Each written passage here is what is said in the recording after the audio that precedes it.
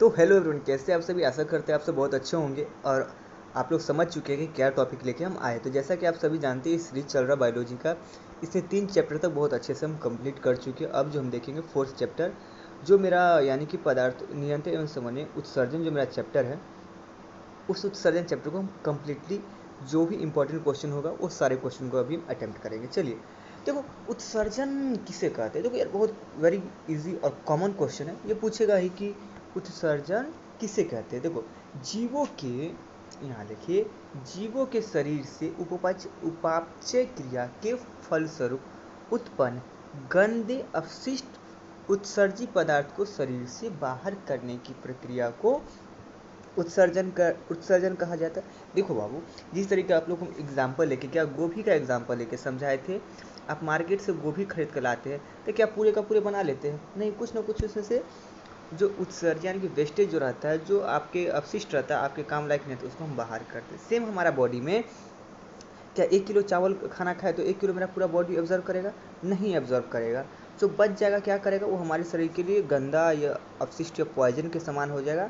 उसको हमारे शरीर से निकालना बहुत ही ज़्यादा जरूरी रहता है। जो बाहर निकालना है, जिस प्रक्रिया से बाहर निकलता है, उस प्रक्रिया को हम उत्सर्जी अंग या उत्सर्जन प्रक्रिया कहते हैं, या उत्सर्जन कहा जाता है। ठीक है, चलिए क्वेश्चन नंबर हम देखेंगे अब।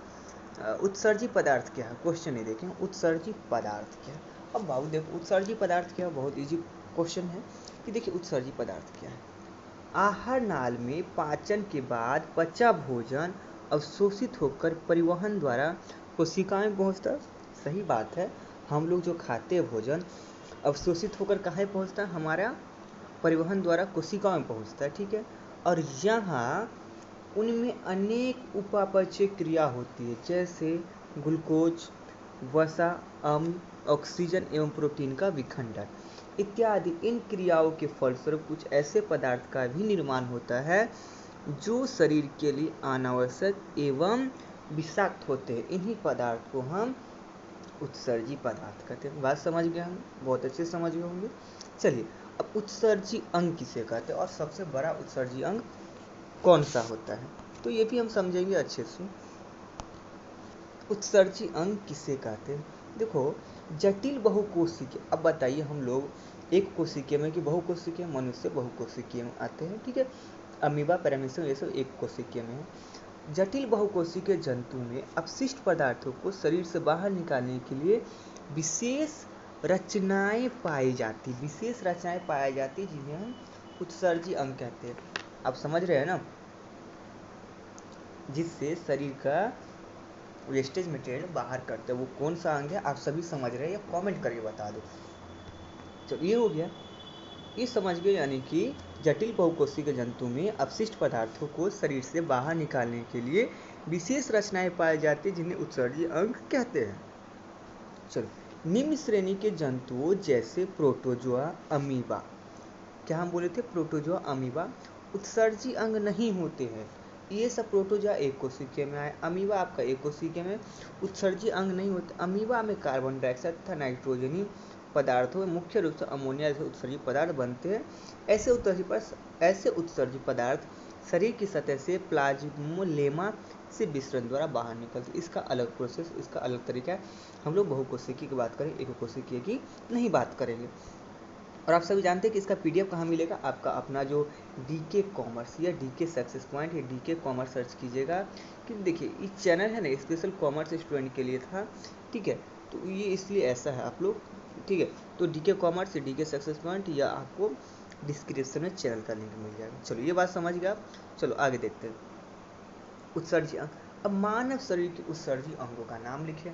अब देखो बालक, मानव शरीर उत्सर्जी अंगों का नाम लिखे तो आपके मन में सबसे पहले जो आता है, ऐसा बिल्कुल भी नहीं। मानव शरीर का सबसे बड़ा उत्सर्जी अंग है तो आपका स्किन है। क्या आपका? स्किन, त्वचा। मानव, देखिए, त्वचा है, फेफड़ा है, यकृत है, ये सब है। चलो, और भी है, समझ रहे हैं बालक? समझ रहे? सब रखो, सब। त्वचा मानव शरीर का सबसे बड़ा उत्सर्जी अंग त्वचा होती है। त्वचा जो है मानव शरीर का सबसे बड़ा उत्सर्जी अंग होती है, जिसमें श्वेत ग्रंथि पाया जाता है। कौन सा ग्रंथि पाया जाता है? तो श्वेत ग्रंथि पाया जाता है। इसमें छोटे छोटे छिद्र पाए जाते हैं जिससे पसीना बाहर निकालता है, यह शरीर के ताप को संतुलन करता है। क्या करता है? शरीर के ताप को संतुलन करता है, स्थिति बना के रखता है, मैनेज करके रखता है, संतुलन रखता है। ठीक है, चलो अब देखो, ये समझ गए कि हमारे शरीर का सबसे बड़ा क्या उत्सर्जी अंग है। कैसे? तो पसीना जो निकलता, कैसे निकलता है? तो हमारे बॉडी में छोटे छोटे छिद्र पाए जाते हैं, और कौन सा ग्रंथि पाया था? श्वेत ग्रंथि पाए थे, इससे ये इंपॉर्टेंट बात निकलती है। ठीक है, अब फेफड़ा की बात करते हैं। फेफड़ा से पहले श्वसन चैप्टर जो है उसमें फेफड़ा के बारे में पढ़ चुके हैं। तो ये मानव का प्रमुख उत्सर्जी अंग होते हैं, जिसकी संख्या एक जोड़ी होती है। जानते हैं कि फेफड़ा का एक इधर भी और इधर भी, दो जोड़ी होता है फेफड़ा का, होता है ना, दो होता है। ऐसे ऐसे फेफड़ा का ऐसे ना फोटो है। चलो ज़्यादा नहीं, एक बार कितना 500 ml अट सकता है। चलो, एक जोड़ी होती है, यह शरीर के अंदर निर्मित कार्बन डाइऑक्साइड गैस शरीर से बाहर निकालने का कार्य करती। इसके अलावा लहसुन मसाला दुर्गंध को भी बाहर करने का कार्य करती। फेफड़ा का भी हम कार्य समझ गए। अब हम समझेंगे यकृत का कार्य। किसका कार्य समझेंगे हम बालक? यकृत का। यकृत जिसको हम बोलते लीवर, सॉरी यार मजाक से हटके, यकृत या लीवर। ठीक है, यह शरीर की सबसे बड़ी ग्रंथि होती है, जिसका वजन 1.5 से 2 kg होता है। 1.5 से 2 kg। अब दिल को मत समझना भाई, दिल बहुत हल्का है, 300 ग्राम का होता है। कितना? 1.5 से 2 kg का होता है। इसे जिगर भी कहा जाता है। आप लोग, मेरे जिगर का टुकड़ा है वो, तो जिगर का टुकड़ा कोई बात नहीं, इसे काट के फेंक दो, फिर से अपने आप बन जाता है। लीवर बढ़ा हुआ, ये बहुत बेकार चीज़ है, सबसे तेज़ी से बढ़ता है।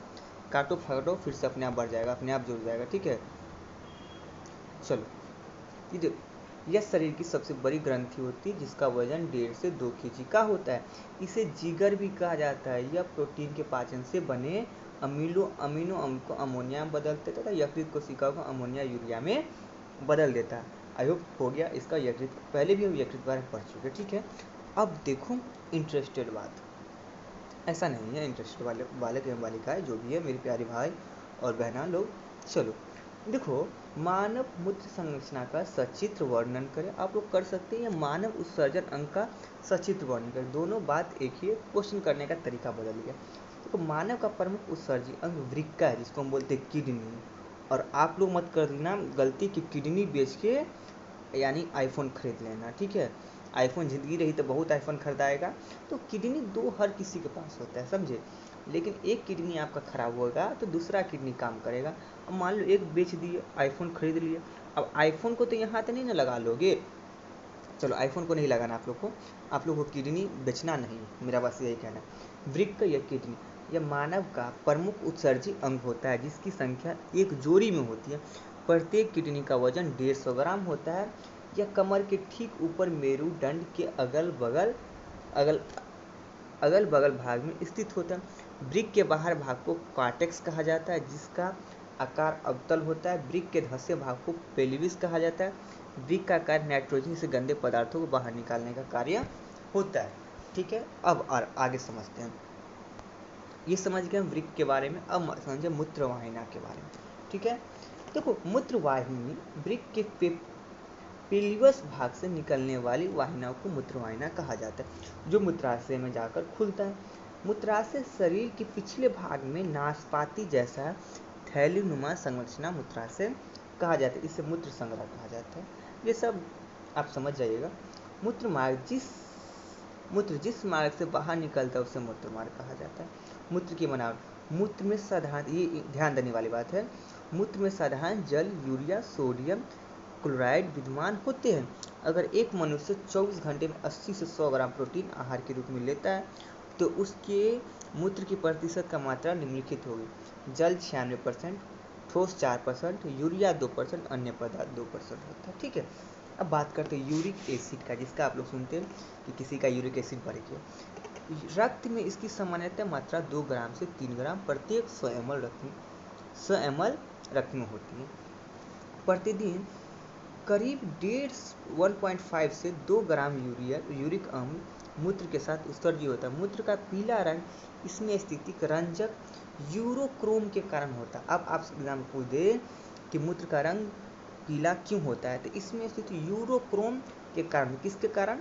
यूरोक्रोम के कारण होता है। चलो, अब डायलिसिस मशीन क्या है? ये कॉमन क्वेश्चन है और आप लोग को डेली लाइफ में भी पूछा जाता है कि डायलिसिस मशीन क्या होता है। देखो, अगर किसी व्यक्ति को चोट लग जाने के कारण या संक्रमण या मधुमेह या उच्च रक्तचाप बढ़ जाने से किडनी क्षतिग्रस्त हो जाता है, अगर मान ले किसी का किडनी क्षतिग्रस्त हो जाती है और अपना कार्य करना बंद कर देती है, जिसके कारण शरीर के अंदर जहरीला पदार्थ की मात्रा बढ़ जाती है, जिससे रोगों की मृत्यु भी हो सकती है। अतः इसके निष्कासन के लिए जिस मशीन का प्रयोग किया है उसे डायलिसिस मशीन कहा जाता है। समझ गए, यानी कि किडनी का रोल प्ले करने का काम जो मशीन करता है उसे डायलिसिस करते हैं। नेफ्रॉन का सचित्र, आप यहाँ देख रहे हैं नेफ्रॉन का फोटो देख रहे हैं, इसको जूम करके हम दिखाते हैं। ये रहा आपका नेफ्रॉन, आपके बुक में रहता है फोटो, आप बुक में देख लीजिए, ठीक है। ये आपका एक वृक्क या नेफ्रॉन, ठीक है। चलो यहाँ देखो, नेफ्रॉन का सचित्र उत्तर वृक्क का कार्यात्मक, नेफ्रॉन का सचित्र वर्णन हम करते थे, आप चित्र बना लीजिएगा। तो वृक्क की कार्यात्मक इकाई को नेफ्रॉन कहा जाता है, ठीक है। इसे वृक्काणु भी कहा जाता है। प्रत्येक वृक्क में नेफ्रॉन की संख्या 10 लाख से अधिक होती है। नेफ्रॉन की संरचना प्याले की आकृति का होता है, जिसे वुमेन संपुट कहा जाता है। वुमेन संपुट का रुधिर कोशिकाओं का जाल जैसा गुच्छ समूह पाया, जिसे ग्लोमेरुलस कहते हैं।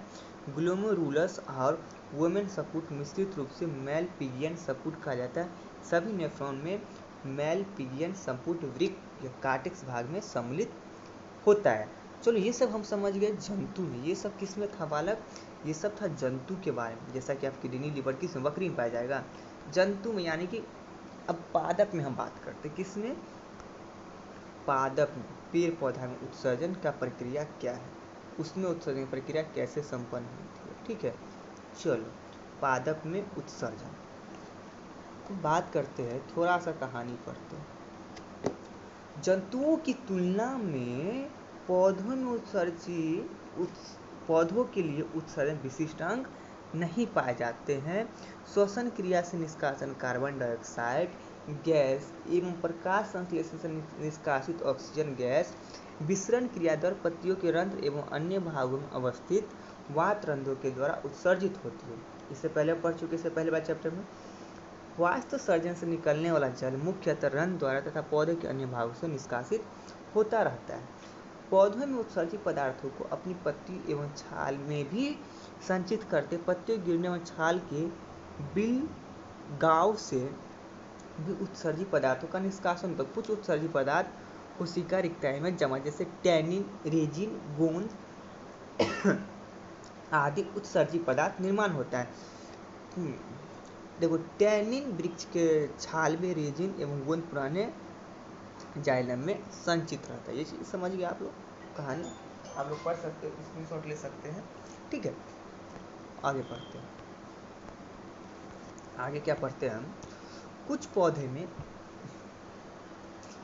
पौधे में उत्सर्जित पदार्थ गाढ़े दूध या तरल के रूप में संचित रहता है, जिसे लैटेक्स कहते हैं। अगर आप फोन थोड़ा साइलेंट कर लेते हैं, नहीं तो कॉपीराइट क्लेम कर देता है कंपनी।